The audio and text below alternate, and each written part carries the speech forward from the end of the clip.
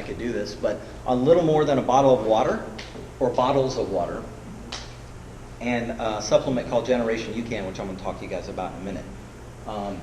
When I did go into the aid station, I'd have whatever I was craving, salty or sweet, but I'm talking maybe less than 200 calories, and over the period of time I was running, anybody that knows, that's next to nothing compared to what I was using. So when I had lost 35 pounds or so from just running, here's me a year later on a ketogenic diet, same shirt. And the point I wanted to make that not only are you able to run on fat for fuel, it improves your body composition. It makes running a little more pleasurable when you don't have as much fat to carry. I went ahead and got tested at our gym. Our gym does some testing, so I went and got metabolic testing done. And you guys probably can't see this, I'll throw it up on the screen. But the average person burns 60% from fat and 20% from carbs. Optimal would be, 60% from fat, 40% from carbs. Optimal would be 80% from fat, 20% from carbs. And sitting down, now this is a different part of the test, but just sitting down watching TV, they found I'm burning 83% of my fuel from fat and 17% from carbs. That's pretty efficient. So essentially I transformed myself to become a fat burning machine. They have a great example for me, and that was around 20% body fat. So they did analysis, and this little top of my head here is my 2,000 calories from glucose and sugar stores. The rest of this is all the calories I have available from fat. The great news is I'm fat adaptive, and I can use that. But if you haven't been through that process, you can't access that fuel tank. So show me a runner that doesn't care that they're overweight, and I'll give you $1 million, because I guarantee they do. My wife and I own a running business. We put on 5Ks, 10Ks, half marathons, marathons, ultra marathons. We were at a trade show last week, and I can't tell you the amount of runners that walked up and apologized for their weight. It was amazing. And it just took me back to when I first ran my first 50K. I felt the same way. When we first started our business, I was ashamed because I was putting on events for runners, but I was still fat. That's changed now. I went and got my blood tested.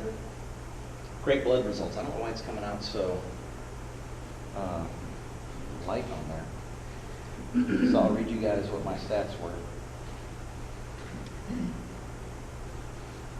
My total cholesterol was 208.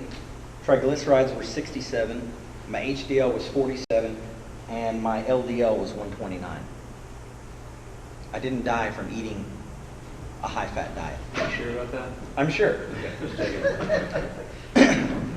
I went from the unhealthy guy you guys saw in the other picture, and I don't know what my blood pressure was then. I don't know what my cholesterol was because I didn't want to get it tested. And most people who are fat, who are overweight, don't want to get tested. We don't want to know where we're at. We know we're in bad shape. We just don't want to know the details. But I did get tested, and my blood pressure was 100/64, right on the edge of this athletes and children range. I'm sure before I was way up here. I just don't know how high. I went from my very first 5K, being overweight, not accessing that fuel tank, now running on fat. And I'm burning those excess supplies and improving my body composition. And last year, I went out and won 3rd place in my age group in a 5K. If you had told me a year ago I would win any kind of medal, my wife and I were both actually kind of stunned, like. It was a large race, too. I won a medal! You are the only age group where you Yes, exactly. No, I wasn't the only guy, I promise. And there were more than 3 of us in my age group, I'm sure. But here's the thing, guys. I wasn't even training for it. That's what's amazing. I didn't even train for that 50K. At this time, I was training under Luis, mainly doing bodybuilding, and I'm talking maybe 20, 30 minutes of cardio a couple times a week. Not trying you're usually doing speed intervals, you're doing a variety of training to really improve your 5K time. Yeah. So what I'm trying to make to you guys is a case for becoming a fat adaptive runner. and why you would want to fuel yourself with fat. All because I changed my diet. I went from carbo loading the night before and 2 nights before and waking up with indigestion to fueling with things like Twin Labs MCT fuel, Justin's hazelnut butter, almond butter. All because I changed my diet, and in the middle of a race, I changed how I was fueling. So let's talk about how to become adapted and how to start a race. My recommendation to you when you do start an event is to start in a fasted state. You don't need to get yourself perked up with sugars and carbs. It doesn't matter what meal you had. You just eat as normal. Whatever you plan to have for dinner the night before, just have it. Steak and eggs, you know. Eat what you normally would. And go out in a fasted state. During the adaptation process, there's really only 2 things that you need, aside from restricting your carbs and adapting to a ketogenic diet, is pretty much salt and electrolytes. And there are a lot of options out there. You can get your salt from food, or you can carry salt sticks. Powerade Zero is my preferred electrolyte. They also have a few other supplements that I want to talk to you guys about. The first one is Vespa. And Vespa is an extract of a peptide from the Asian mandarin wasp. That's protein. Yes. And the Asian mandarin wasp, you'd be interested to know, Tyler, is able to do incredible feats of strength and endurance all day long from their body fat I stores. just want to know if it even benches. That's all. I don't know if the wasps bench, but they do. Only after they sting the week. That's right. They do run on body fat for fuel. And this peptide they've extracted. And the theory is that with Vespa, it keeps you metabolizing fat at a high level. Now, on Vespa's site, they tell you that to get the benefit of this product, you need to become a fat adapted runner. They call it optimized fat metabolism, but it's basically a ketogenic diet. He just coined his own name for it. So if you're a fat adapted runner, you take this about 45 minutes before the race. And the idea is it mobilizes those fat stores for you to use during a race. Any event 2 hours or less, it's really all you need. Anything over 2 to 3 hours, you might take one of these every 2 to 3 hours. That's it. You're running on fat. The other supplement I would recommend to you guys is Generation UCAN. I brought a couple packages here. And this is a super starch. This is a carbohydrate. But Finney and Volek talk about this. This is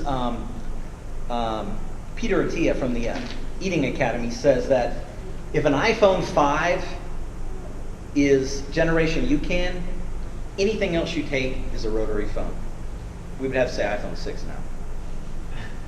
But just saying that this is the greatest discovery. We have a carbohydrate that won't spike your insulin. It won't make you crash. It won't upset your stomach. And it won't inhibit fat mobilization.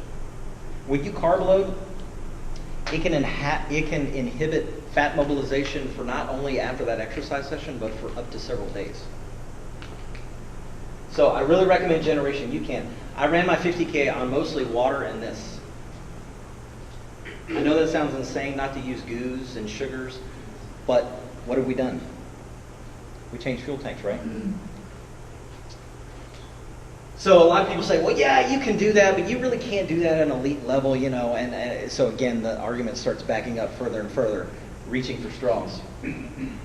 Well, we have Timothy Olson, who in 2012 won the Western States 100-mile ultramarathon.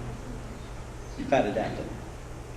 And there's a video of him online you can find where he talks about his high-fat diet, eating avocados in the middle of a race. That's, you know, pretty much it. And Zach Bitter, who was the world record holder for the 100-mile around a racetrack, just broke his own record this past year. Again, on a high-fat diet. So people that say you can't compete on a high elite level, it's just not true.